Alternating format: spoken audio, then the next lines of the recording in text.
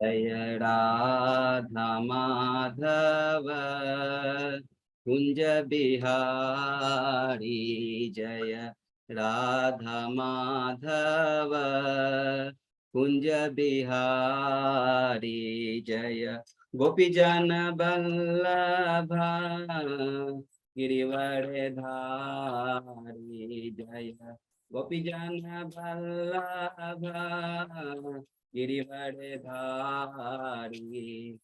यशोदानंदन ब्रज जनरंजन, यशोदानंदन ब्रज जनरंजन, यशोदानंदन ब्रज जनरंजन, यशोदानंदन ब्रज जनरंजन, यमुना तीरा वनचारी, यमुना तीरा वनचारी, जय राधा माधव कुंज बिहारी, जय राधा माधव कुंज बिहारी, हरे कृष्णा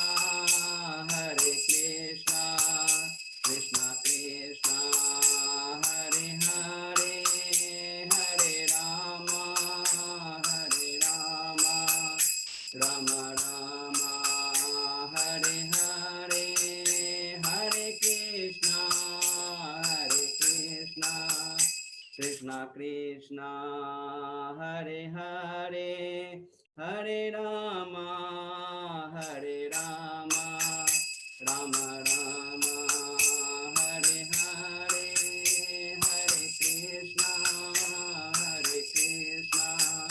कृष्णा कृष्णा हरे हरे, हरे राम राम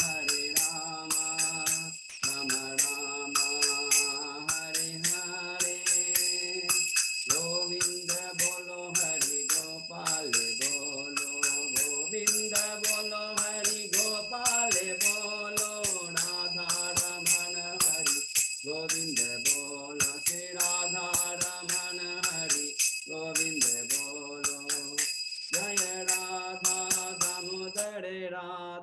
दामोदर राधे, जय राधा गोपीनाथ राधे,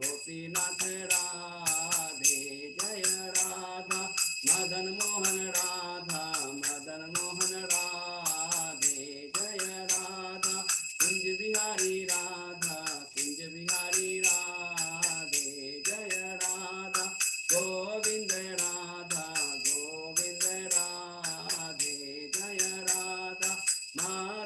राधा माधव राधे, जय राधा केशव राधे,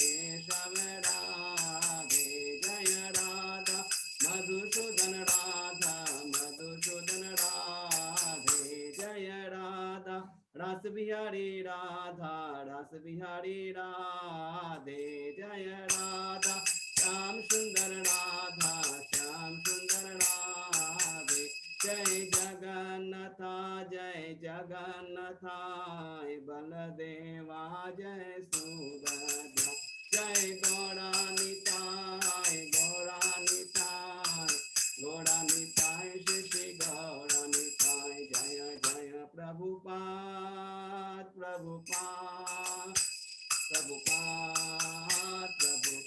जय जय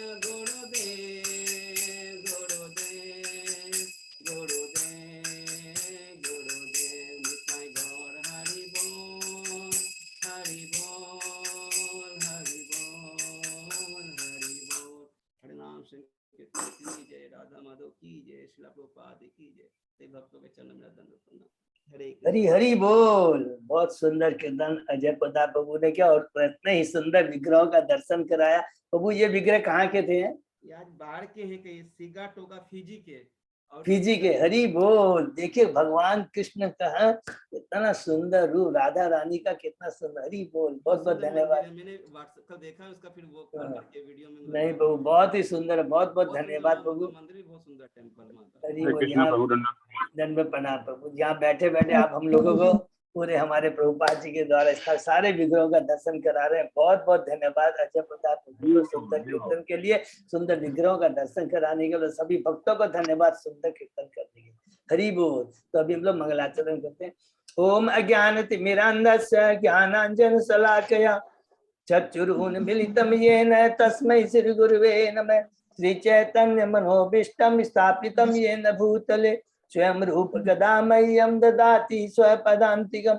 वन्देऽहं श्री गुरु श्रीयुतपद कमलं श्री गुरु वैष्णवांच च श्री रूपं साग्रजातं सहगना रघुनाथं वितं तं सजीवं स्वादेतं सावधूतं परिजं सहितं कृष्ण चैतन्य देवं श्री राधा कृष्ण पादान सहगना ललिता श्री विशाखा वितांत च नम ओम विष्णु पादाय कृष्ण प्रेष्ठाय भूतले श्रीमते भक्ति वेदांत स्वामी नित्य नामने नमस्ते सरस्वती देवे गौरवाणी प्रचारिणे निर्विशेषा शून्यवादी पाश्चात देशधारिणे वाञ्छा कल्पतरुभ्यश्च कृपा सिन्धुभ्येव च पतितानां पावनेभ्यो वैष्णवेभ्यो नमो नमः।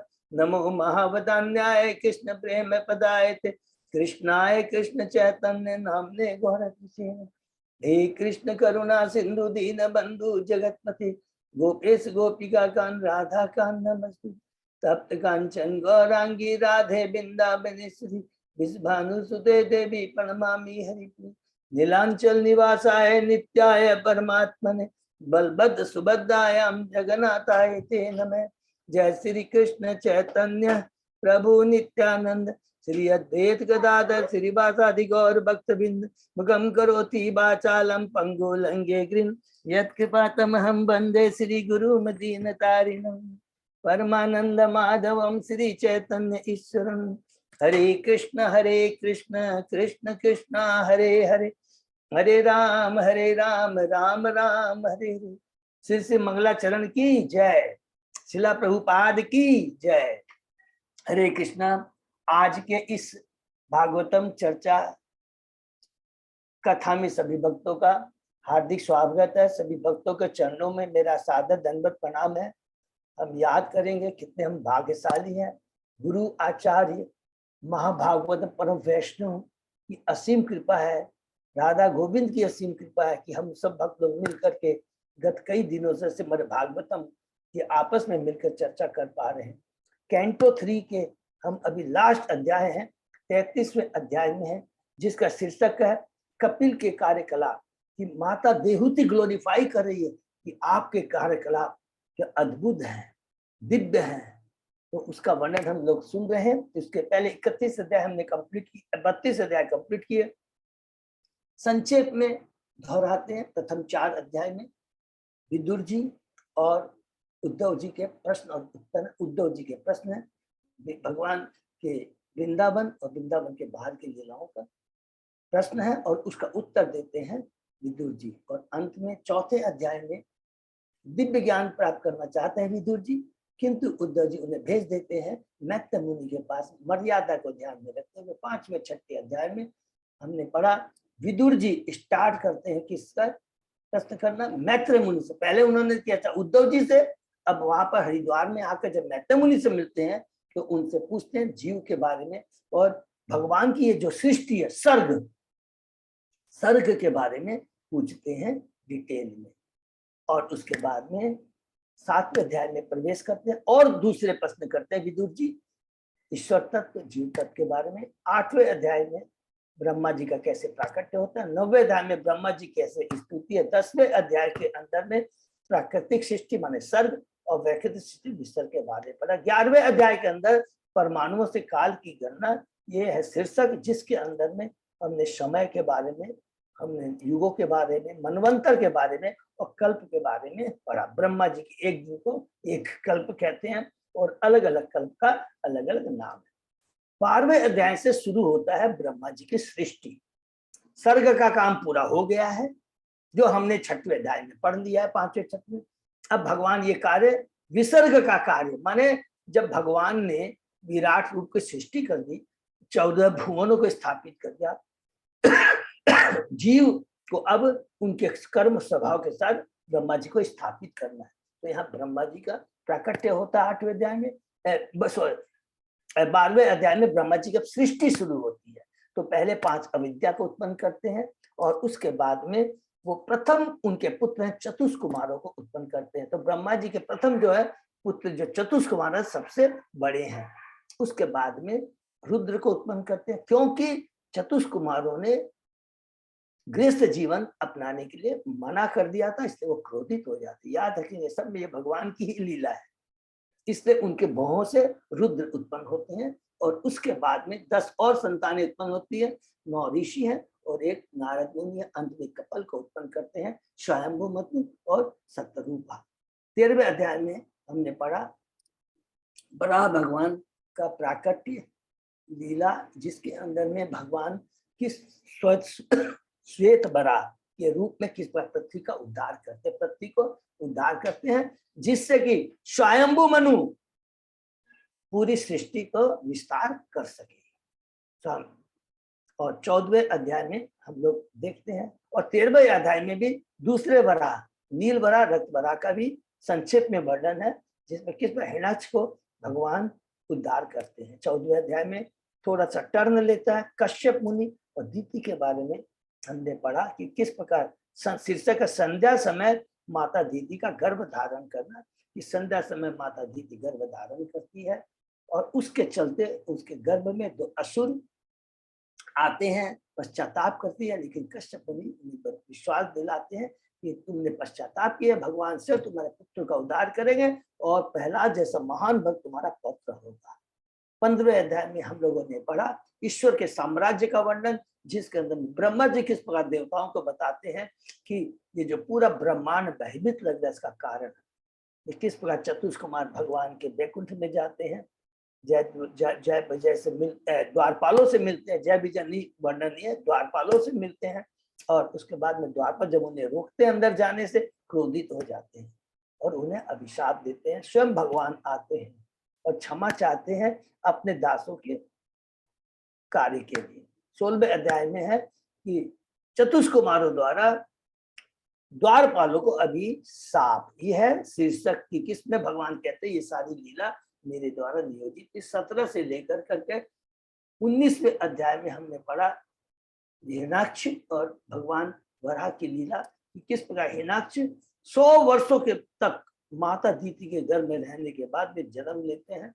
बड़े भाई हैं हिरण्यकशिपु, छोटे भाई हैं हिरण्याक्ष, और किस प्रकार ब्रह्मांड में उत्पात मचाते हैं। 18वें अध्याय में पढ़ा कि किस प्रकार भगवान उनसे युद्ध करते हैं और 19वें अध्याय में ब्रह्मा जी की स्तुति पर करने पर भगवान किस पर हिरण्याक्ष का वध करते हैं। 20वें अध्याय में फिर हमने सर्ग विसर्ग के बारे में संक्षिप्त में पढ़ा और 21वें अध्याय से शुरू होता है स्वयंभू मनु की प्रथम संतान, 5 में से एक संतान देहूति के बारे में। तो 21 से लेकर 24 अध्याय में हमने माता देहूति और कर्दम मुनि के बारे में पढ़ा कि किस प्रकार 21वें अध्याय का शीर्षक है स्वयंभू मनु और कर्दम मुनि का संवाद, कि उसमें स्वयंभू कर्दम मुनि किस प्रकार 10,000 वर्षों तक दिव्य तपस्या करते हैं।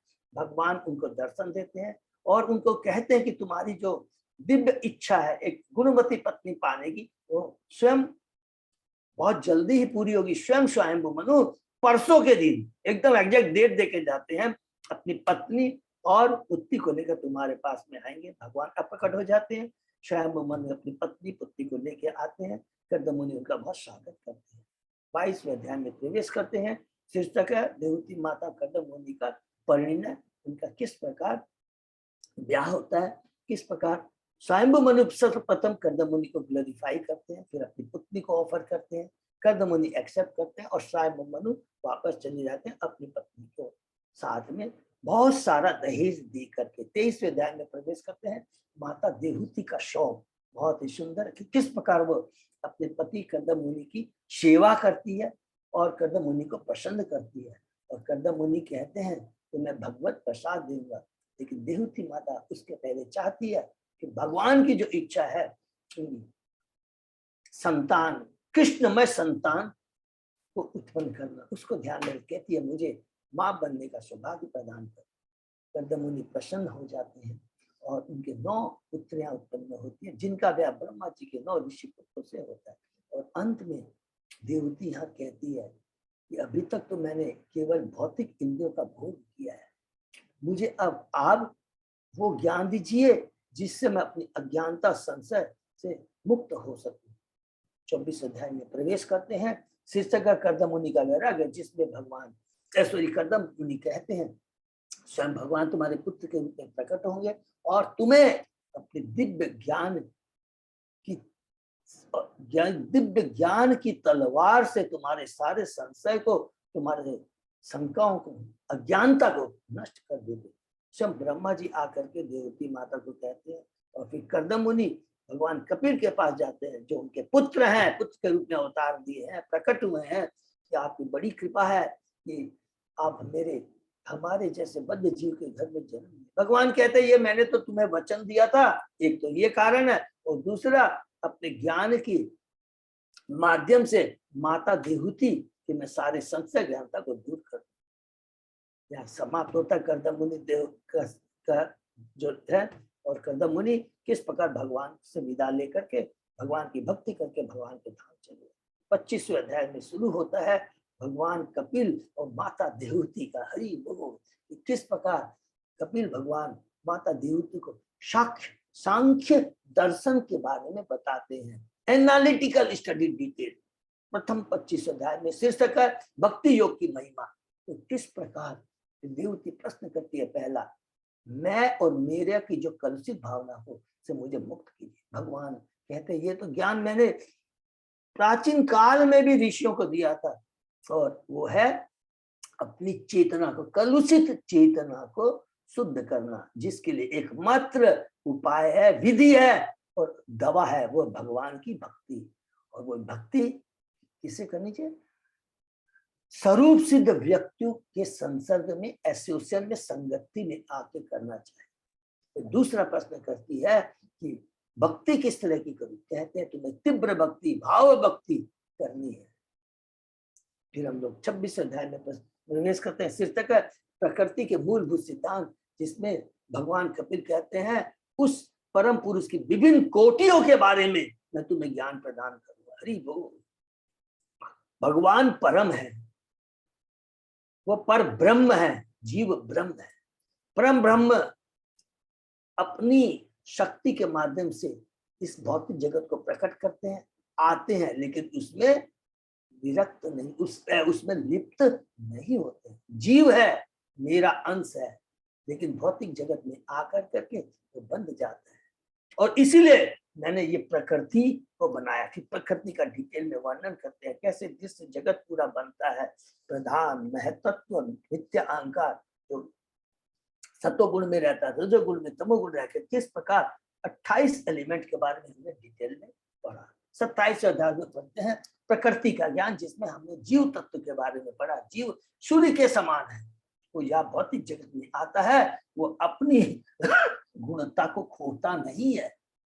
जिस प्रकार हीरे की और सोने की चमक कभी खराब नहीं होती है, केवल उसमें कीचड़ लग जाने से, गटर में पड़ के जो कीचड़ बढ़ जाता है उससे उसकी गंदगी लग जाती है, लेकिन भक्ति रूपी साबुन से, भक्ति रूपी ज्ञान से वो सारे कीचड़ को खत्म करके फिर पुनः अपनी उसी दिव्य अवस्था में आ जाता है, ब्रह्म अवस्था में आ जाता है, वैसे ही चमकने लगता है। और वो चमक बनी रहेगी, कंडीशन क्या है? अगर जिस चीज के लिए वह है उस चीज में उसमें लगा दे।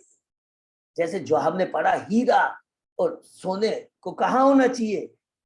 शरीर में, हमारे अंगों में, भगवान के पास होना चाहिए, तो चमकता रहेगा। और इधर उधर फेंक देंगे, कीचड़ में फेंक देंगे तो गंदा हो। उसी प्रकार जीव का जीवन स्वरूप और कृष्ण निदास भगवान की उसको सेवा में लगा दे देंगे, जो कि खुद सच्चिदानंद है, तो फिर वो कभी कलुषित नहीं होगा। फिर कहते कि ये आकर्षण क्या कांस्टेंट रहता है? बोलते बिल्कुल नहीं। भगवान की अगर भक्ति करेंगे तो स्वतंत्र हो जाता है।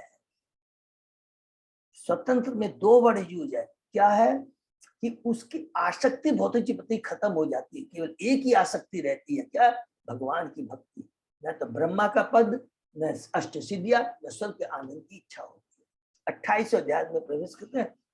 भक्ति सिद्धांत के लिए भगवान कपिल की आदेश, जिसमें अष्टांग योग के बारे में हमने डिटेल में पढ़ा। यम, नियम, आसन, प्राणायाम, प्रत्याहार, धारणा, ध्यान और समाधि। कि किस प्रकार अंत में धारणा की स्टेज में जाकर जहां भगवान के एक एक अंगों का ध्यान करता है तो उसके भगवान के प्रति भक्ति जागृत हो जाती है और उसके बाद में वो सब कुछ छोड़कर ध्यान को छोड़कर भगवान की प्रेमा भक्ति में लग जाता है कि तो इस प्रकार किस प्रकार ध्यानी भक्त बनता है। उसके बाद 29वें अध्याय में हम प्रवेश करते हैं जिसमें हमने पढ़ा कि भगवान माता देवती और 3 प्रश्न करती है, भक्ति को डिटेल में बताइए, काल के बारे में बताइए और जन्म मृत्यु के चक्र के बारे में। भक्ति के बारे में हमने बहुत डिटेल में पढ़ा, ये बहुत ज्यादा इंपॉर्टेंट चैप्टर के बाद कि किस प्रकार की हमें निर्गुण भक्ति करनी चाहिए।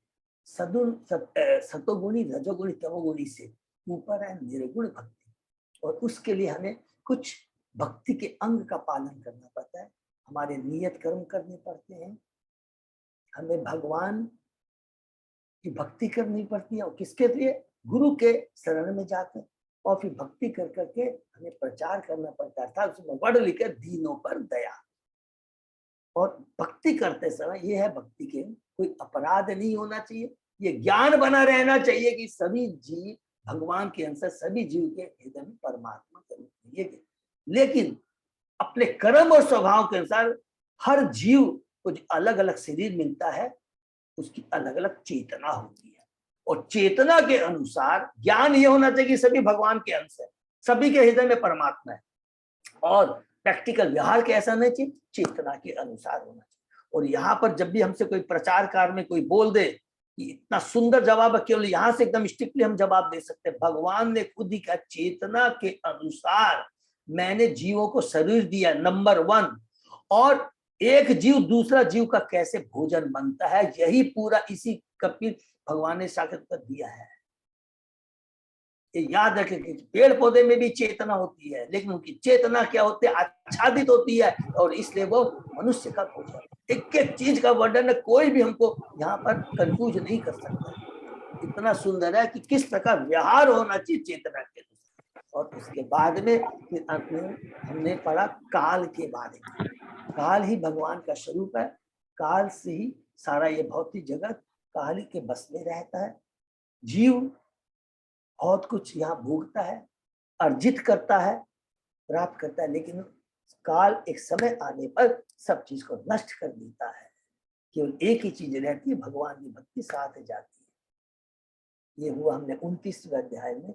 और फिर हम 30वें अध्याय के अंदर में हम लोग प्रवेश करते हैं जीवों के विपरीत कर्मों का वर्णन। बहुत ही सुंदर है। विपरीत कर्म क्या हुए, वो कर्म जो भगवान से संबंधित नहीं है उसको बोलते हैं विपरीत कर्म, और जो कि दुख का कारण बनते हैं, जन्म मृत्यु के बंधन का कारण बनते हैं। इसीलिए लास्ट क्वेश्चन है जन्म मृत्यु का चर, वो किस लिए, कि हमारे कर्म जो भगवान से संबंधित नहीं होते हैं, हम जिस चीज के लिए इस भौतिक जगत में आए हैं वो कार्य नहीं करते हैं तो विपरीत कर्म कहलाते हैं। और उसका फल ये होता है कि जन्म मृत्यु के चक्र में हमें घूमते रहना पड़ता है। जीव आता है, भूल जाता है कि एक एक पल काल उसकी मृत्यु को हर रहा है, बहुत प्रयत्न करता है और धन अर्जन के लिए, किसके लिए, अपने परिवार के लिए, समाज के लिए, देश के लिए। लेकिन जो बहुमूल्य जो समय है उसका जब वो खो देता है, बूढ़ा हो जाता है, उस समय उसकी कोई भी इज्जत नहीं होती, कदर नहीं होती है। जिसका बूढ़े किसान अपने बूढ़े बैलों की कदर नहीं करता है, शरीर छोड़ देता है, यमराज आते हैं, नरक की ओर ले जा रहे हैं, कुत्ते काटते हैं और उसके कुकर्मों को याद दिलाते हैं। नरकों में अंत विश्रम इस तरह के हम लोग पढ़ेंगे 5वें कैंटे के 26 किस प्रकार से अलग अलग नरकों का वर्णन करके किस प्रकार भोग करके और किस प्रकार अलग योनियों में घूमता हुआ आकर के फिर मनुष्य योनि प्राप्त करता है। लेकिन प्रभुपाद जी कहते हैं जिसने भक्ति की है, भक्ति थोड़ी अधूरी रह गई है तो कोई बात नहीं, मनुष्य योनि मिलेगी, धनी परिवार के घर में जन्म होगा, गोस्वामी के घर में जन्म होगा, यहाँ भक्ति कंटिन्यू कर पाएंगे।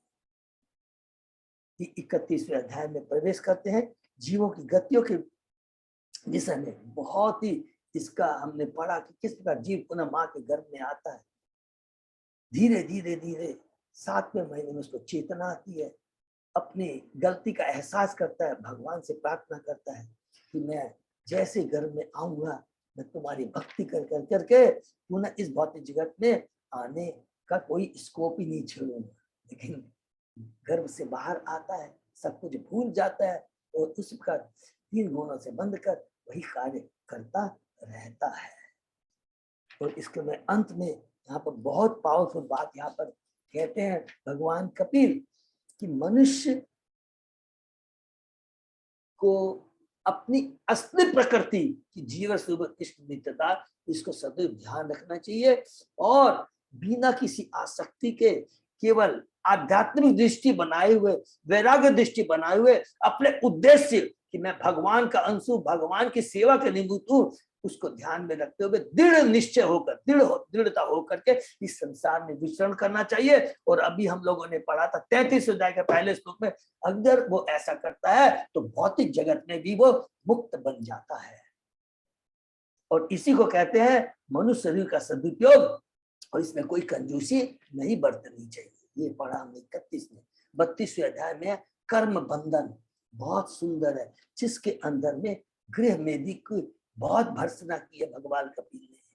गृह मेदी एकमात्र खाली यही कार्य करता है, इकोनॉमिक डेवलपमेंट। आज जितने भी आविष्कार हो रहे हैं, जो कुछ भी हो रहा है देखेंगे कल युग में, खाली नई नई टेक्नोलॉजी आ रही है, किसके लिए? खाली भौतिक सुविधाओं के लिए। और जितना भौतिक सुविधाएं मिलेंगी, नोट कर लीजिए, उतना ही हम लोग पैरासाइट परासित हो जाएंगे इस जगत के ऊपर, एक एक चीज के ऊपर।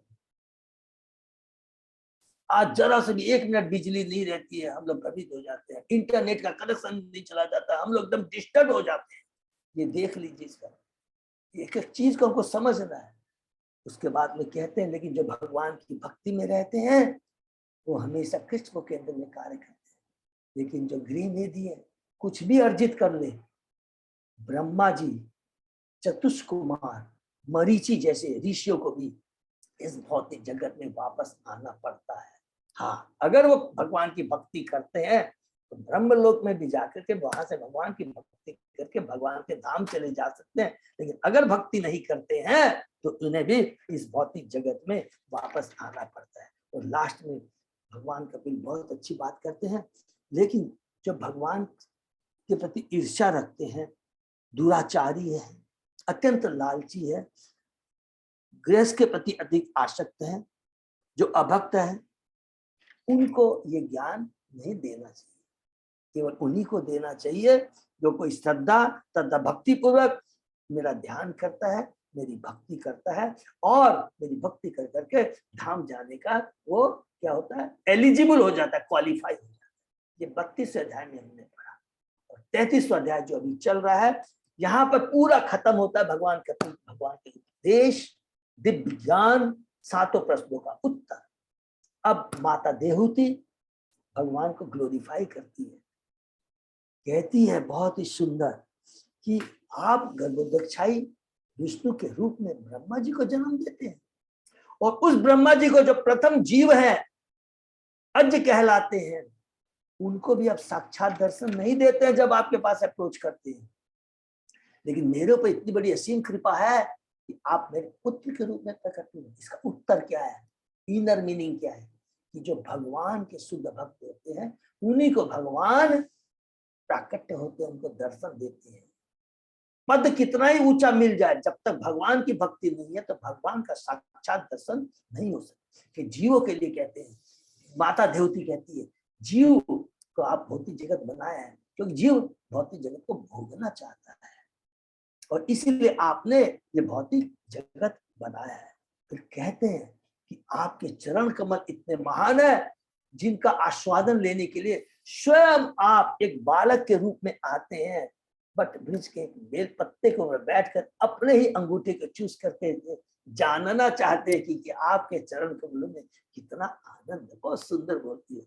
और फिर कहती है कि ठीक है, बद्ध जीव को तो आते हैं, लेकिन आपकी कृपा कभी भी भूलते नहीं है। उन बद्ध जीवों का कल्याण करने के लिए, पतित पावनों के पापों कर्म को नाश करने के लिए, हटाने के लिए आप गुरु के माध्यम से, भगवान याद रखिए कि चेतन चरितमृत में लिखा है, स्वयं भगवान गुरु के रूप में अपने को इस धरा पर लाते हैं। ये चेतन चरितमृत का बहुत इंपॉर्टेंट श्लोक है। इसमें कोई इसीलिए कहा गया कि गुरु और भगवान में कोई फर्क नहीं है। गुरु भगवान नहीं है लेकिन भगवान के बराबर है, क्योंकि वो स्वयं साक्षात भगवान है। भगवान गुरु भगवान के रूप में प्रकट होते हैं, उनके भाग से, उनके माध्यम से भक्ति सिखा करके हमें मुक्ति का रास्ता प्रदान करते हैं। और फिर कल हम लोगों ने पढ़ा, माता देवती कहती है वे कितने धन्य हैं जिनके जुआएं आपके पवित्र नाम का जप करती है। तो ये हमने कल बहुत इंपॉर्टेंट पॉइंट पढ़ा कि जो हरि नाम का जप करता है, ऐसे नहीं है कि वो अपने आप कर लेगा। इसका मतलब है जो आज हरि नाम का जप कर रहा है, जो वो सभी प्रकार की तपस्याएं तथा हवन कर चुका होता है, आर्यों में सदाचार प्राप्त किया होता है, उसने सारे तीर्थ स्थान कर लिया और सारे वेदों का अध्ययन कर चुका है, तभी वो भगवान के हरि नाम का जप कर पाता है। नहीं देखता, ये आसान नहीं है, ये हमारा परम सौभाग्य है। और कहते हैं कि चाहे वो चंडाल के घर में भी उत्पन्न हुआ हो, लेकिन हरि नाम का जप करता है तो वो परम वैष्णव बन सकता है, सारे गुण सदैव उसके अंदर में आ जाते हैं। प्रभुपाद जी कहते हैं, सिर्फ महामद भागवत के इस कथन से किसी को चकित अविश्वास नहीं होना चाहिए कि भगवान कहते कि एक बार हरि नाम का जप किया, इसका मतलब उसने सारे शास्त्रों का अध्ययन कर लिया है, सारे यज्ञों को कर लिया है, सारी तपस्याओं को कर लिया है। इसमें अविश्वास नहीं होना चाहिए। प्रभुपाद जी वार्निंग देते हैं उन मूर्खों के लिए जो कहते हैं सब फालतू बातें। भगवान के पवित्र नाम की जप की स्थिति सहसा प्राप्त नहीं हो जाती, अपितु जप करने वाला पहले ऊपरी सारे कर्तव्य को कर चुका है, सारी तपस्याएं, सारे यज्ञ, सारे दान, सारे वेदों का अध्ययन, सब कुछ वो कर चुका। यदि कोई शुद्ध भाव से हरि नाम का जप करता है, वह न केवल अपने को शुद्ध करता है, देखिए, अपितु अन्यों का उद्धार करने के लिए एलिजिबल हो जाता है। हरि बोल, वो प्रचार करने के लायक हो जाता है, उसको भगवान डिग्री दे देते हैं, now you are eligible for preaching. वह दिव्य नाम की महत्ता के विषय में बोल सकता है, हरि बोल, जैसा हरिदास ठाकुर ने किया। उनको कोई क्वालिफिकेशन नहीं थी, लेकिन भगवान का हरि नाम का जप करते करते थे, 3 लाख नाम का जप करते थे। और चेतन महाप्रभु ने, स्वयं चेतन महाप्रभु ने उन्हें कौन सी उपाधि दी? नामाचार्य की उपाधि दी। और याद आ गया मेरे को, एक जब सार्वभौम प्रभु गृहस्थ थे और उन्होंने कुछ यज्ञ या कुछ अनुष्ठान किया था, और उसमें ब्राह्मणों को भोजन खिलाना था, वैष्णव को। उन्होंने किसी की चिंता नहीं की, उन्होंने हरिदास ठाकुर को बुलाया, उनको भोजन कराया। बोला इससे बड़ा और वैष्णव को प्रसाद भोजन कराने, इससे बड़ा पुण्य नहीं हो सकता। आंख में आंसू आ जाएंगे। हरिनाम की ये शक्ति। यदि कोई उच्च न्यायालय की बेंच पर एग्जाम्पल देकर हमने पढ़ा था, आसीन है, तो इसका मतलब क्या हो गया कि उसने सारे लॉ की डिग्री प्राप्त कर चुके, नहीं तो उसको उच्च न्यायालय का उसको जज नहीं बनाया जाता। उसी प्रकार जो हरि नाम का प्रचार करता है, उसमें सारे गुण है, और वो भगवान का भक्त होता है, भगवान का रिप्रेजेंटेटिव होता है, और वो भगवान के बिहाफ में दूसरों को प्रचार कर सकता है। यहाँ तक हमने पढ़ा, बहुत ही सुंदर। यहाँ पर देवहूति माता किस प्रकार भक्त को ग्लोरीफाई करती है, भगवान को ग्लोरीफाई करता है, भगवान के नाम को ग्लोरीफाई करती है, भगवान के गुणों को ग्लोरीफाई करती है। और उसके आगे हम लोग आज पढ़ते हैं।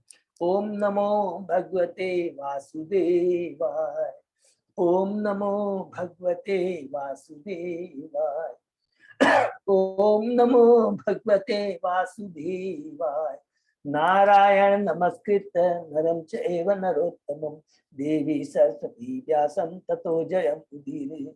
नष्टप्रायेषु अभद्रेषु नित्यं भागवत सेवया, भगवती श्लोकम् उत्तम श्लोके भक्ति भवति नैष्ठिकी। आराधयो भगवान् ब्रजेश तनय, ततधाम वृंदावनम, रमया काचित् उपासना ब्रजवधू वर्गेण्य कल्पिता। श्रीमद्भागवतम प्रमाणम अमलम प्रेमा पुमर्थो महान, श्री चैतन्य महाप्रभो मतम इदं तत् आदरो न पर। हरे कृष्ण कृष्ण कृष्ण हरे हरे, हरे राम राम राम हरे। कैंटो 3 अध्याय 33 श्लोक नंबर 8। ठीक है ना अजय प्रदाय प्रभु? ओके प्रभु, थैंक यू। तम त्वाम अहम ब्रह्म परम पुमांसम, प्रत्यक्ष सोतसी आत्मनि संविभाव्यम, स्वतेजसा ध्वस्त गुण प्रवाहम, वंदे विष्णुं कपिलम वेद गर्भम, हे भगवान, मुझे विश्वास है कि आप कपिल नाम से स्वयं भगवान विष्णु और पर ब्रह्म। हरि बोल। सारे ऋषि मुनि इंद्रियों तथा मन के विक्षोभों से मुक्त होकर आपका ही चिंतन करते, क्योंकि आपकी कृपा से मनुष्य भव बंधन से छूट सकता है। प्रलय के समय सारे वेद आप में ही स्थान पाते हैं। माने एकदम इसको एक वर्ड को लाइन कर ले, क्योंकि आपकी कृपा से मनुष्य भव बंधन से छूट सकता है। इसका मतलब आपके अलावा कोई नहीं है, न ब्रह्मा, न शिव, न चतुष्कुमार, न मरीचि या कोई भी हमको भौतिक जगत से छुटकारा नहीं था। क्यों नहीं था? क्यों स्वयं वो लोग खुद ही बंधे हुए हैं। कपिल की माता देवहूति ने अपनी प्रार्थना को और अधिक न बढ़ाकर संक्षेप में कहा कि भगवान कपिल विष्णु के अतिरिक्त अन्य नहीं है, और चूंकि वे स्वयं क्योंकि वे खुद माने माता एक स्त्री है, अतः केवल स्तुति से उनकी पूजा कर पाना उनके लिए संभव नहीं है। उनकी अभिलाषा था कि भगवान प्रसन्न हो। यहाँ पर प्रत्येक शब्द महत्वपूर्ण है। योगाभ्यास के 8 इस प्रकार है: यम, नियम, आसन, प्राणायाम, प्रत्याहार, धारणा, ध्यान तथा समाधि। प्रत्याहार का अर्थ है इंद्रियों के कार्यकलाप समाप्त करना, जो कि हमने पढ़ा था। यम, नियम, आसन, प्राणायाम और प्रत्याहार, ये 4 पोर्शन किसके लिए है? 5। केवल इंद्रियों को इंद्रिय विषय से हटाया जाए। कितनी मेहनत करनी पड़ती है, लेकिन एक बार हरि नाम का जब शुरू करते हैं, हरि नाम का कीर्तन समय शुरू करते हैं, तो सारी इंद्रियां स्वतः ही भगवान की सेवा में लग जाती है, और ये स्टेज की दरकार नहीं। हाँ, ये जरूर है, धारणा, ध्यान, ये भक्ति को भक्त लोग भी करते हैं, लेकिन वो स्वतः ही ध्यान उनका लग जाता है। केवल हरि नाम का जब श्रवण कीर्तन करने, अलग से नियम करने की दरकार नहीं है। देवहूति द्वारा भगवान के जिस साक्षात की बात कही जा रही है, वह तभी संभव जब मनुष्य अपनी इंद्रियों को सारे कार्यों से मोड़ ले। हरि बोल। जब मनुष्य भक्ति में संलग्न रहता तो उसकी इंद्रियों के इधर उधर व्यस्त होने का प्रश्न ही नहीं उठता है। ये भगवान ने बार बताया। कोई अलग से कोई भी विधि की दरकार नहीं है, न ज्ञान योग की, न ध्यान योग की। ऐसी पूर्ण कृष्ण चेतन मनुष्य भगवान को उनके असली रूप में समझ सकता है। हरि बोल। तो यहाँ समाप्त होता है माता देवहूति का ग्लोरी भगवान को प्रार्थना। बहुत ही सुंदर प्रार्थना है, और अब भगवान कपिल उत्तर देंगे। हरि बोल। मैत्रेय वाच इदितो भगवान एवं कपिलाख्य पर पुमान वाचा अविकवल्या इति आहु मातरम मातृवत्सल। हरि बोल। इस प्रकार अपनी माता के शब्दों से प्रसन्न होकर मातृवत्सल भगवान कपिल ने गंभीरता पूर्वक उत्तर दिया। क्योंकि भगवान सर्वपूर्ण है, अतः अपनी माता के प्रति स्नेह का प्रदर्शन भी पूर्ण था। देखिए कितनी बड़ी बात है। क्योंकि भगवान सर्वपूर्ण है, अतः अपनी माता के प्रति स्नेह का प्रदर्शन भी पूर्ण था।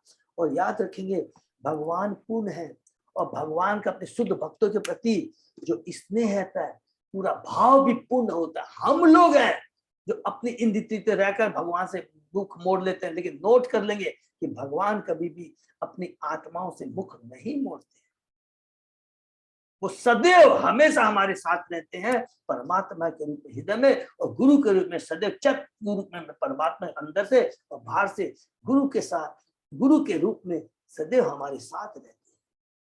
अपनी माता के शब्दों को उन्होंने अत्यंत आदर पूर्वक, गंभीरता तथा शिष्टता सहित उत्तर दिया। बड़ी गंभीरता से, क्योंकि भगवान के नाम और गुण के नाम का जो कीर्तन होता है, जो हम लोग डिस्कशन कर रहे हैं, ये साधारण नहीं है, बहुत ही दुर्लभ है।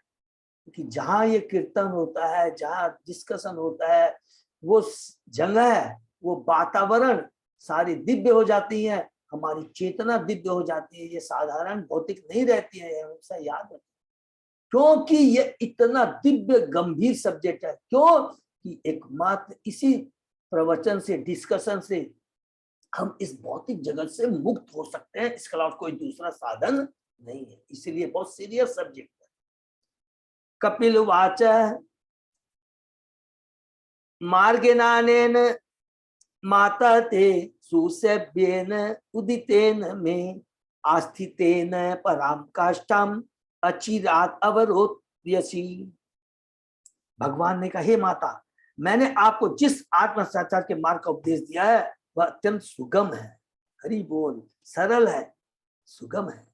आप बिना कठिनाई के इसका पालन कर सकती है, और ऐसा करके आप इसी शरीर में शीघ्र ही मुक्त हो सकते हैं। देखिए इससे बड़ी बात और भगवान के मुख से क्या हो सकती है। मेरी भक्ति का मार्ग बहुत सुगम है, इसका बिना कठिनाई के, जो कि ज्ञान योगी एक एक चीज में भगवान इंस्ट्रक्शन दे रहे हैं, ज्ञान योगी ध्यान योगी जो तपस्या करते हैं वो कोई कठिनाई नहीं है। और ऐसा करके क्या रिजल्ट क्या मिलेगा, इसी शरीर में इस भौतिक जगत में रहते हुए भी शीघ्र ही आप मुक्त हो सकते हैं। माने भौतिक जगत में रहते हुए हम मुक्त हो सकते हैं। ये पूरा गुह्य ज्ञान है, एकदम गुह्यतम ज्ञान है। भक्ति इतनी पूर्ण है कि विधि विधानों का पालन करने तथा गुरु के निर्देश में उनको संपन्न करने से इसी शरीर में माया के चंगुल से मुक्त हुआ जा सकता है। अन्य योग विधियों या ज्ञान योग में मनुष्य को यह कभी निश्चित नहीं हो पाता कि उसे सिद्धि अवस्था प्राप्त होगी या नहीं, कितने जन्मों के बाद होगी कोई निश्चित नहीं है। उसके बाद भी कहा जाएगा ब्रह्म ज्योति में जाएंगे जहाँ शुष्क आनंद है, वो ब्रह्मानंद है, लेकिन भक्ति का आनंद वो नहीं है। किंतु भक्ति करने से यदि कोई प्रामाणिक गुरु के आदेशों में अविचल श्रद्धा रखता है और विधि विधानों का पालन करता है तो उसकी मुक्ति इसी शरीर में संभव है। श्री रूप गोस्वामी ने भक्ति रसामी सिंधु में इसकी पुष्टि किया। या यस हरे दासी हरि बोल, चाहे वह जहां भी स्थित हो, यदि उसका लक्ष्य गुरु के निर्देशन परमेश्वर की सेवा करना है तो वह जीवन मुक्त कहलाता है। और ये याद रखेंगे, ये पहले श्लोक में मैत्रेय मुनि ने बताया कि कपिल भगवान ने क्या कहा, भौतिक जगत में रहते हुए भौतिक शरीर धारण करते हुए वो मुक्त अवस्था प्राप्त कर सकता है। कभी कभी नव दीक्षितों के मन में संदेह उत्पन्न होता है कि उनका गुरु मुक्त है या नहीं। देखिए कितनी बड़ी बात कह रहे हैं। और कभी कभी वे उसके शारीरिक मामलों के प्रति भी संकालु होते हैं, बहुत बड़ा अपराध होता है। किंतु मुक्ति के लिए गुरु के शारीरिक लक्षण नहीं देखे जाते, देखना है तो गुरु के आध्यात्मिक लक्षण देखिए, क्योंकि हमारे में अभी हम मूर्ख हैं, हमारी भौतिक चक्षु हैं। जब तक गुरु के निर्देशन में शरण में जाकर के उनसे ज्ञान प्राप्त नहीं करेंगे तब तक हम अंधे हैं, अंधकार में। गुरु ही हमें चक्षु ज्ञान देता है, चक्षु ज्ञान गुरु ही तो हमें चक्षु ज्ञान देता है, दिव्य ज्ञान देता है, जिससे हम जो चीज सही है सही देख पाते हैं। अदरवाइज हमेशा संशय बना रहेगा, जो कि यहाँ पर बताया गया। जीवन मुक्त का अर्थ है कि इसी देह में कुछ न कुछ अवस्था होते हुए भी भगवान की सेवा में पुरतर लगे होने के कारण वह मुक्त माना जाता है। कुछ न कुछ आवश्यकता है, वो आवश्यकताएं जो इस शरीर को बनाए रखे। इस शरीर को क्यों बनाए रखे, जिससे हम भगवान की भक्ति कर सके। शरीर बहुत बहुमूल्य है, लेकिन इसकी बहुमूल्यता तभी समझ में आएगी जब इसका हम सदुपयोग करेंगे। अगर दुरुपयोग करेंगे, कंजूसी करेंगे, तो फिर पुनः हमें इस जन्म मृत्यु के चक्र में घूमते रहना पड़ेगा। मुक्ति में अपने पद पर स्थित रहना सम्मिलित हरि बोल। श्रीमद् भागवत में यही इसकी परिभाषा है। मुक्ति स्वरूप में व्यवस्थित स्वरूप या जीव की वास्तविक पहचान का वर्णन चैतन्य भागवत का जीव स्वरूप हो कृष्ण नित्य दास। जीव की वास्तविक पहचान यह है कि वह भगवान का नित्य दास है, तो उसे मुक्त समझना चाहिए। किसी के मुक्त होने या न होने की पहचान उसके भक्ति कार्य है, अन्य कोई लक्षण नहीं है। केवल भक्ति कार्य सदैव हर पल हर क्षण वो केवल वही कार्य करता है जो भगवान और भगवान से संबंधित हो। सदत्सवे तत् मतमय्यम जुष्टम यत ब्रह्म बाधिभिः येन माम अभयम व्याया मृत्युम रिक्षन्ति अतत्विदा। हे माता, जो लोग वास्तव में अध्यात्मवादी हैं वे अवश्य मेरे द्वारा आपको दिए गए उपदेशों का पालन करते हैं। आप आश्वस्त रहें, यदि आप इस आत्मसार के मार्ग पर सम्यक रीति से चलेंगी तो आप समस्त भयावह भौतिक कलमश से मुक्त होकर अंत में मेरे पास, कितने बढ़िया वर्ग होते हैं, तो आप समस्त भयावह भौतिक कलमश से, माने भौतिक जगत में शोक मोह भय से जुड़ा हुआ है, भयावह भौतिक कलमश से मुक्त होकर के। क्यों भयानक है कि जो हमें जन्म मृत्यु के चरक में घुमाता रहता है, सपने दिखाता रहता है कि you are the proprietor, you are the controller, you are the enjoyer. इस तरह के हमें भ्रमित करता रहता है और हमें एक माता के गर्भ से दूसरे माता के घर में हमें घुमाता रहता है। हे माता, जो लोग भक्ति की इस विधि से अवगत नहीं है वे जन्म मरण के चक्र से बाहर नहीं निकल सकते। हरि बोल। जो हम लोगों ने डिस्कस किया। यह संसार चिंताओं से पूर्ण है, अतः भयावह है। जो इस संसार से छूट जाता है वह स्वतः सभी चिंताओं तथा भय से मुक्त हो जाता है। इसी को बोलते हैं भगवत प्रसाद। जो कर्दम मुनि कहते देवती माता को कि मैं तुम्हें भगवत प्रसाद दूंगा, अर्थात शोक मोह भय से मुक्त हो जाएगी। जो भगवान कपिल द्वारा प्रतिपादित भक्ति पद का अनुसरण करते हैं वे आसानी से मुक्त हो जाते हैं। हरि बोल। अब मैत्रेय मुनि बोलते, मैत्रेय वाच इति प्रदर्श्य भगवान सतीम तामात्मने गतिम स्वयमात्रा ब्रह्मवादिन्या कपिलो अनुमते ययो।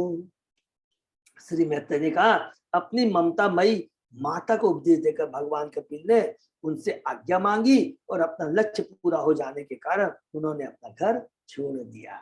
भगवान कपिल के रूप में भगवान के प्रकट होने का लक्ष्य सांख्य दर्शन के दिव्य ज्ञान को विकसित करना था, जो भक्ति से पूर्ण है। जो हमने पढ़ा वो पूरा जो ज्ञान भगवान कपिल ने माता देवती को दिया वो भक्ति से पूर्ण है। अपनी माता को और अपनी माता के, बहुत ध्यान से पढ़ेंगे, अपनी माता को और अपनी माता के माध्यम से सारे संसार को यह ज्ञान देकर उन्होंने अपनी माता से अनुभूति मांगी। अर्थात अब समझ में आ गया उनकी माता तो दिव्य है, वो साधारण नहीं है। लेकिन क्या है, भगवान अपने भक्तों के मत, पूरी भागवतम भगवत गीता में देख लीजिए, संदेश भगवान का है। तो अर्जुन जो भगवान का परम भक्त है, जितनी भी लीलाएं हैं भगवान की कहीं भी आप देख लीजिए, चाहे वो बाहरी दृष्टि से लगे शत्रु है, अरे शिशुपाल, दंतवक, हिरण्यकशिपु, सब भगवान के भक्त हैं। उनके माध्यम से लीला कर कर करके वे हमें ज्ञान देते हैं। अपनी माता अनुमति मांगी और चलेगा, क्योंकि फिर घर पर और अधिक रोकने की आवश्यकता न थी। स्पष्ट है कि उन्होंने आत्मबोध के लिए गृह त्याग किया। यद्यपि स्वरूप सिद्ध होने के कारण उन्हें आध्यात्मिक दृष्टि से कुछ भी अनुभव करने के लिए शेष नहीं था। अतः भगवान ने सामान्य व्यक्ति की बात की आचरण करते हुए यह उदाहरण प्रस्तुत किया हम बद्ध जीवों के लिए, जिससे से अन्य लोग उनसे शिक्षा ग्रहण कर सके। निसंदेह वे अपनी माता के पास रह सकते थे, किंतु उन्होंने बताया कि परिवार में उनके रहने की आवश्यकता नहीं है। सबसे अच्छा है ब्रह्मचारी, सन्यासी या वानप्रस्थ बनकर अकेले रहा जाए और जीवन भर कृष्ण चेतना का अनुशीलन किया जाए। जो लोग अकेले नहीं रह सकते उन्हें गृहस्थ जीवन में अपनी पत्नी तथा बच्चों के साथ रहने की छूट है, जो इंद्रिय तृप्ति के लिए नहीं अपितु कृष्ण चेतना के अनुशीलन के लिए दी जाती है। एक एक चीज में याद रखेंगे कि अदरवाइज गृहस्थ जीवन क्या कहलाएगा, गृह मेदी जीवन। एक एक प्रभुपाद जी के वर्ण में पूरे एकदम और दिव्य ज्ञान देता है। अदरवाइज वो गृह मेदी जीवन, या दूसरे शब्दों में क्या बोलेंगे, कुत्ता बिल्ली का जीवन, और उसका रिजल्ट अगली योनि पशु योनि मिलेगी। सचापि तन योक्तेन योगादेशेन योग युक्त तस्मिन् आश्रमे आपिडे सरस्वत्या समाहिता। अपने पुत्र के उपदेशानुसार देवती उसी आश्रम में भक्ति योग का अभ्यास करने लगी। हरि बोल। अब वर्ड यूज किया है, उसी आश्रम में। याद रखेंगे, जहां भगवान की भक्ति होती है, जहां भगवान का कीर्तन होता है, वो साधारण घर नहीं होता है, वो आश्रम होता है, भगवान का भवन होता है।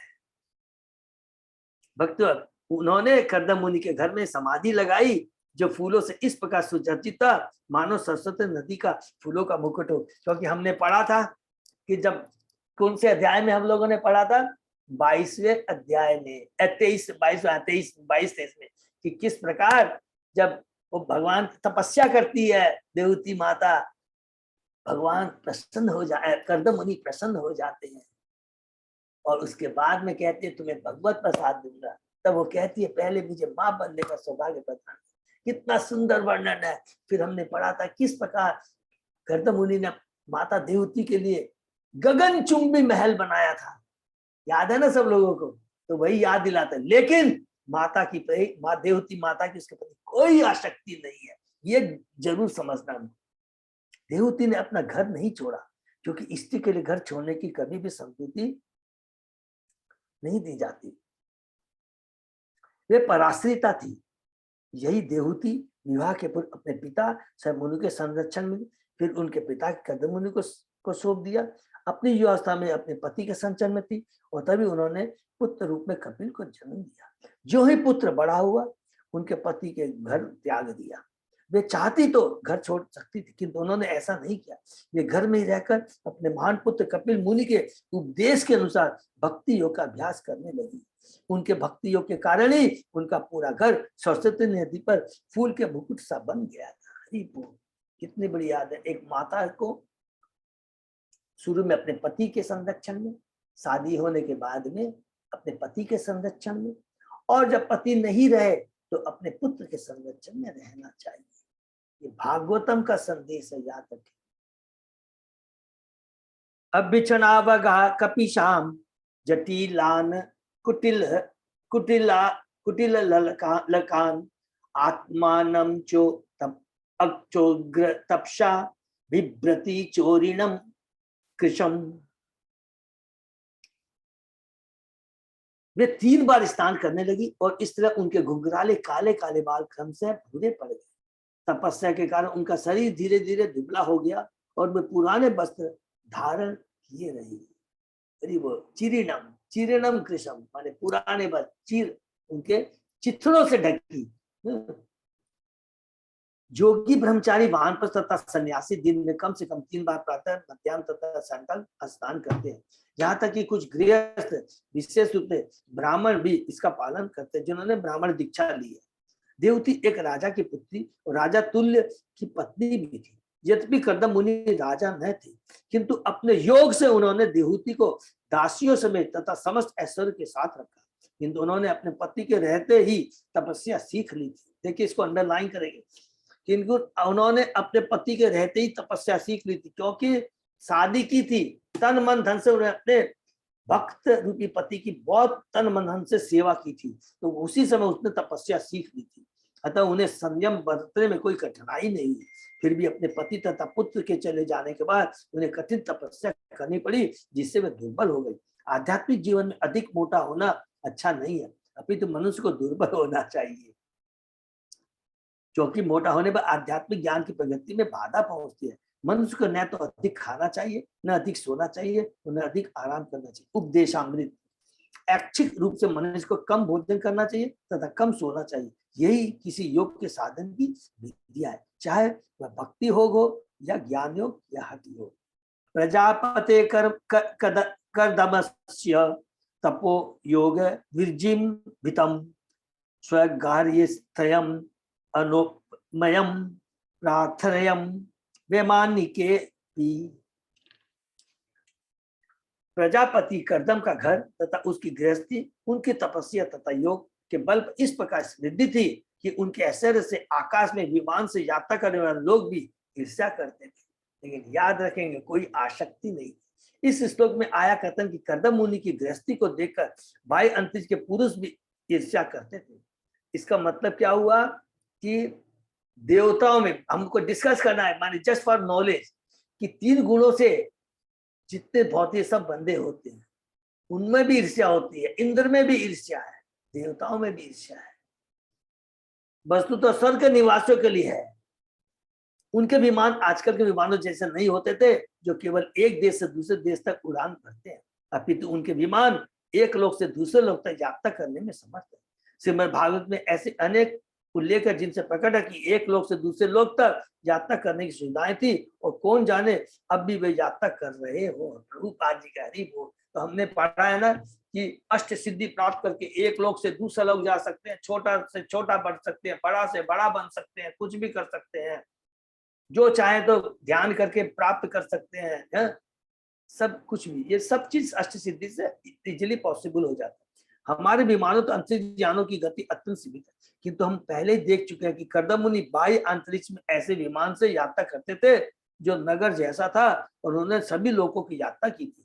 वह न तो सामान्य विमान था और न वह यात्रा सामान्य अंतरिक्ष यात्रा थी। चूंकि कर्दम मुनि अत्यंत शक्तिशाली योगी थे, अतः उनके ऐश्वर्य से स्वर्ग के वासी ईर्ष्या करते थे। अत्यंत शक्तिशाली योगी थे।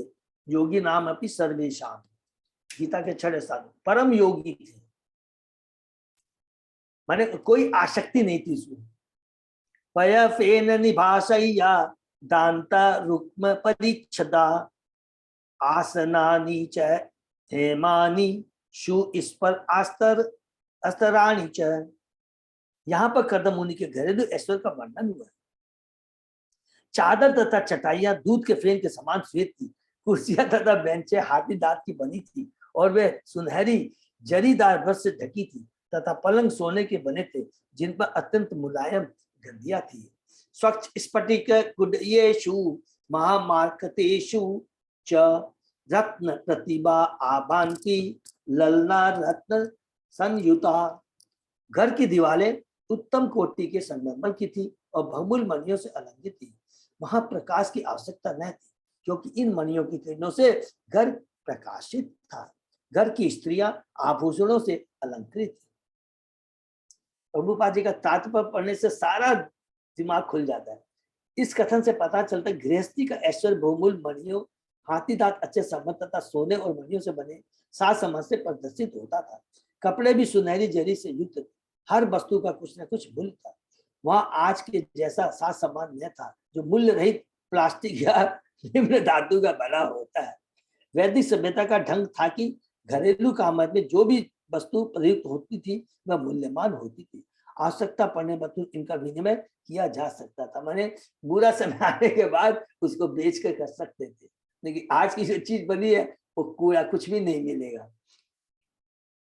आवश्यकता पड़ने तुरंत इसका विनिमय किया जा सकता। इस तरह यदि किसी का सामान टूट भी जाए तो उसका भी मूल्य होगा। आज भी भारतीय जन अपने घरों में इसी पद्धति को अपनाते हैं। वे धातु के बर्तन तथा सुनहले या चांदी के बने आभूषण और सुनहरी जरी वाले मूल्यवान रेशमी बर्तन रखते हैं जिससे आवश्यकता पड़ने पर विनिमय में उन्हें कुछ धन मिल सके। उधार देने वालों तथा गृहस्थों के बीच ऐसा विनिमय चलता है। बार्टर सिस्टम जिसको बोलते हैं, बार्टर सिस्टम। गृह उद्यानम कुसुमी ते रम्यम बहु अमर ध्रुमे कूजत विहंग मिथुनम गायत मत मधुव्रतम। मुख्य घर का आंगन सुंदर बगीचों से घिरा था जिसमें मधुर सुगंधित फूल तथा अनेक वृक्ष थे जिनमें ताजे फल उत्पन्न होते थे और वे ऊंचे तथा सुंदर थे। ऐसे बगीचों का आकर्षण यह था कि गाते पक्षी वृक्षों पर बैठते और उनके कलरव से तथा मधुमक्खियों की गुंजार से सादा वातावरण यथासंभव मोहक बना हुआ था। बहुत सुंदर वर्णन है। और याद रखेंगे कि वो भगवान के भक्त का है, उसमें भगवान का भक्त रहता है तो नेचुरली है कि वो वातावरण हमेशा मोहक बना हुआ था। और याद रखेंगे ऐसा जरूरी नहीं है और किसी दूसरे का, अगर वहां भक्ति नहीं है, संस्कार नहीं है, आप नोट करके रख लीजिएगा। कितने भी वहां पर बहुमूल्य चीजों आपको लगेगा यार यहाँ पर कुछ फीलिंग अच्छी नहीं आती है। अब घर में भी आप जाएंगे तो थोड़ा मन अच्छा नहीं लग रहा है। ये बहुत इंपॉर्टेंट चीज है, एक एक चीज को ध्यान में। यत प्रविष्टम आत्मानम विबुध अनुचरा जगु वाप्याम उत्पल गंधिन्याम कर्दमेन उपलालितम। जब देवती उन सुंदर बगीचों में कमल के फूलों से भरे हुए ताल में स्नान करने के लिए प्रवेश करती तो स्वर्गवासियों के संगी गंधर्वगण कर्दम के महिमा में गृहस्थ जीवन का गुणगान करते। सबको याद आ गया ना कि हम लोगों ने पढ़ा था, देवती के महान पति कर्दम उन्हें सभी कालों में सुरक्षा प्रदान करते रहे। इस श्लोक में आदर्श पति पत्नी का संबंध अत्यंत सुंदर ढंग से वर्णित है। कर्दम मुनि पति रूप में देवती को सारे प्रमुख सुख के साधन प्रदान करते थे, किंतु वे अपनी पत्नी के प्रति तनिक भी आसक्त न थे। इसको प्लीज अंडरलाइन कर लीजिए। जो ही कपिल बड़े हो गए वैसे ही कर्दम ने सारे पारिवारिक संबंध तोड़ दिए और देवती माता भी आसक्त नहीं थी। इसी प्रकार देवती एक महान राजा शंभु मनु की पुत्री थी। वह योग्य और सुंदर थी किंतु अपने पति की सिद्धि पर पूर्णतः आस्थित थी। उसकी सिद्धि पर आसक्ति उसके भौतिक शरीर पर, भौतिक गुणों पर, उसकी सिद्धि पे, क्योंकि वो भगवत प्रसाद दे सकते थे। गुरु के रूप में दिव्य ज्ञान उन्होंने प्रदान किया, उसके प्रति वो आश्रित थी। मनु के अनुसार स्त्री को जीवन की किसी भी अवस्था में स्वतंत्रता नहीं देनी चाहिए। बालकपन में स्त्री को अपने माता पिता के संरक्षण में, युवावस्था में पति के संरक्षण में और बुढ़ापा में अपने श्याने पुत्र के संरक्षण में रहना चाहिए। देवहूति ने मनु संहिता के इन सारे कथनों को अपने जीवन में उतार दिया था। बालिका रूप में अपने पति में आश्रित थी, बाद में ऐश्वर्यवान होते भी अपने पति के, तथा अंत में अपने पुत्र कपूरदेव के आश्रित थी। हित्वा तत् इप्सित तमम अपि आखंडल योषितम किंचित चकार बंधम पुत्र विश्लेषण आतुरा। यद्यपि उनकी स्थिति सभी प्रकार से अद्भुत थी, किंतु साध्वी देवहूति ने इतनी संपत्ति होते हुए भी, जिसकी ईश्वर की सुंदरियां भी करती थी, अपने सारे सुख त्याग दिए। उन्हें यह शौक था कि उनका इतना महान पुत्र उनसे विलग हो रहा है। प्लीज ये श्लोक इतना इंपॉर्टेंट है। पूरा भौतिक जीवों के प्रति विरक्ति और भगवान और भगवान के भक्तों के प्रति आसक्ति, ये दिव्य स्थिति होती है। इसी को कहते हैं समाधि, इसी को स्वरूप सिद्ध अवस्था बोलते हैं। कितना उसका घर में ऐश्वर्य है, कोई आसक्ति नहीं। आसक्ति किसके प्रति थी? ऐसा नहीं मेरा पुत्र, नहीं, पुत्र वो भगवान है, स्वयं भगवान, उसलिए उनके प्रति आसक्ति थी। ये कितना बड़ा है कि विलग हो रहा। आज हमारे गुरु महाराज, हम बोलते हैं अरे शोक नहीं करना चाहिए। कई बार ऐसा कमेंट आया है, गुरु महाराज इस धरा पे नहीं रहे, आप क्यों रो रहे हो?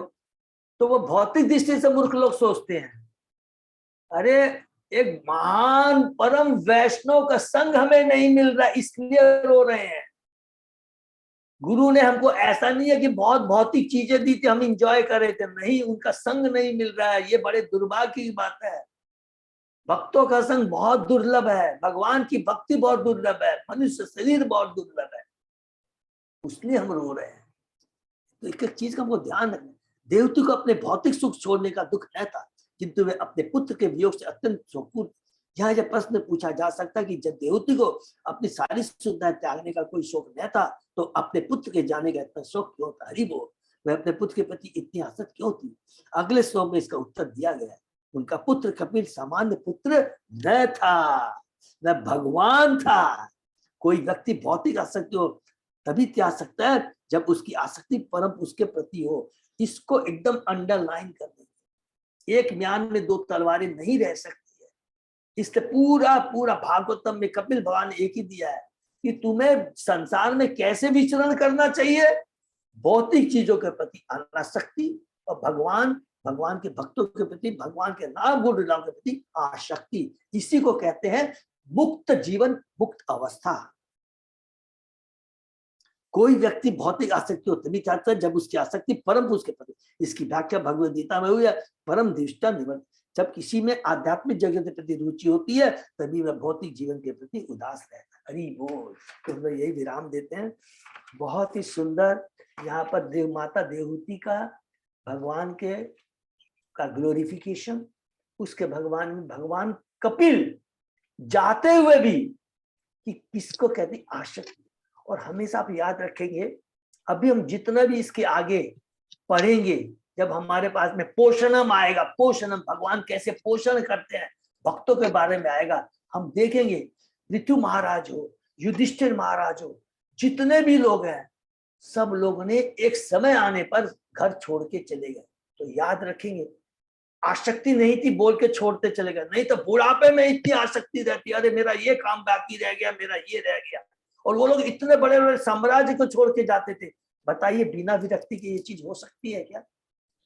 इसीलिए उनको क्या करता था, राजर्षि, उनका नाम था, राजर्षि होते थे वो, केवल राजा नहीं होते थे, राजर्षि। वो जो राजा भगवान के आदेश के पालन करता है प्रजा का, किससे पालन करता है? जो भगवान के आदेश होता है। और ऋषि की प्रजा को भगवान के नाम के बारे में बताए, और बताने के बाद जितने समय तक भगवान ने उनको आदेश दिया, उसके बाद वो स्वयं छोड़ के चले जाते थे, बिना कोई एक सेकंड में छोड़ के चले जाते।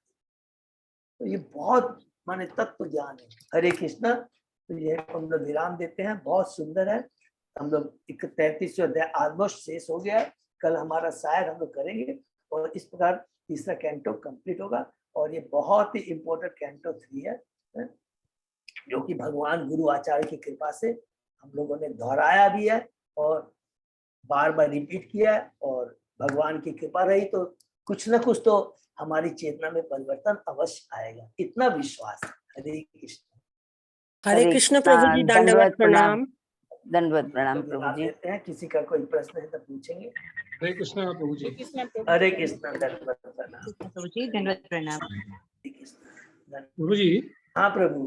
वो बार बार ये सब्जेक्ट आया है, आपने भी बहुत विस्तार में बताया है कि एक श्लोक है, या हस्य हरे दासु कर्मणा मनसा गिरा निखिला शुभि अवस्थासु जीवन मुक्त स उच्यते। हरि बोल। यस हो सकता है हरि भक्ति विलास में हो तो। प्रभु ये मैं बता रहा हूँ, ये हाँ चेक करूँ मैं, अभी आपको 2 मिनट चेक। अभी सनातन गोस्वामी जी का नाम लिया आपने, वो पढ़ रहे थे।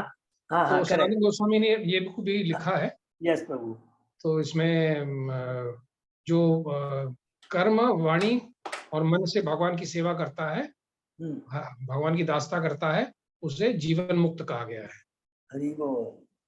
बिल्कुल, बहुत सुंदर प्रभु ने बताया। हरि बोल। मोहन प्रभु ने कि जीवन मुक्त माने है कि भौतिक जगत माने कितना बढ़िया। जीवन मुक्त में ये नहीं है कि हमको भौतिक जगत छोड़ के जाना, नहीं, इसी भौतिक शरीर में तन मन से, कर्म से, वाणी से अगर हम अपनी भगवान के भक्ति में लगे हुए हैं तो हम जीवन मुक्त कहलाएंगे। थैंक यू सो मच प्रभु, बहुत धन्यवाद, बहुत सुंदर। ये सब हम लोग भक्ति रसामृत सिंधु में भी जो कोर्स कर रहे हैं, ये सारे श्लोक मेमोरी में आएंगे और शायद आ भी गए होंगे मेरे ख्याल से। अभी सब बुक्स कंप्लीट कर दी है। ईशोपनिषद, भक्ति रसामृत सिंधु, उपदेशामृत और भगवत गीता, ये चारों करेंगे तो जितने भी श्लोक हम लोग अभी पढ़ रहे हैं मोटा-मोटी सारे श्लोक आएंगे। ठीक है ना, इसको बहुत ध्यान से सब लोग कीजिए। Hare Krishna. Thank you so much Mohan प्रभु, बहुत सुंदर बताया। और ये पर हम लोग विराम देते हैं। और अजय प्रभु, कोई अनाउंसमेंट है? नहीं प्रभु जी, अनाउंसमेंट मेरे पास तो नहीं प्रभु जी से। नहीं, ओके, बस खाली ये जो है दो दिन ही हमारे पास, 2-3 दिन बाकी रह गए हैं। जैसे अजय प्रभु ने बताया था, जो those who are going for long tour they must connect themselves with our this WhatsApp group जो है, उससे ज्वाइन कर लेंगे। अजय प्रभु ने कल भी अनाउंस किया था, क्योंकि सारी डिटेल्स वहां अपने को मिल जाएगी। ठीक है ना। हरे कृष्णा। क्योंकि जो लोग ट्रेन से जा रहे हैं ना, तो बहुत एक चीज का ध्यान रखें, हम लोग सब चीज कैरी करनी है। जो चीज उसमें बताया गया, लगता है बहुत छोटी सी चीज है, लेकिन वहाँ बहुत दरकार पड़ेगी है। बुक, नोट, पेंसिल, जैसे मेडिसिन है, साधारण जो माने कहते हैं ना, जो नॉर्मल जो मेडिसिन है, जो हमारे डेली लाइफ में दरकार पड़ सकती है, उसको you should all carry. But unfortunately कोई डॉक्टर नहीं जा पा रहे हमारे साथ। ठीक है ना, इस सब चीजों का ध्यान रखिए। हरे कृष्णा। बस हरे कृष्णा, दंडवत प्रणाम। हमारे बहुत अच्छे भक्त नहीं जा पा रहे हैं। मोहन प्रभु भी, माधव प्रिया माता जी भी किसी कारण से नहीं जा पा रही है, तो हम लोग सब मिस करेंगे ऐसे भक्तों को। तो बहुत सारे भक्त हैं, बहुत का नाम है, मैं कितने का नाम गिना। बहुत चलो है प्रभु। कृष्ण भी नहीं जा रहे हैं। अच्छा, हाँ, वेरी गुड। यस, बिल्कुल सही कहा अजय पदार्थ। तो चलिए, हम लोग भगवान से प्रार्थना कि आगे उनका हमको एसोसिएशन मिलेगा अगली यात्रा में। हरे कृष्णा। तो यही पर हरे कृष्णा।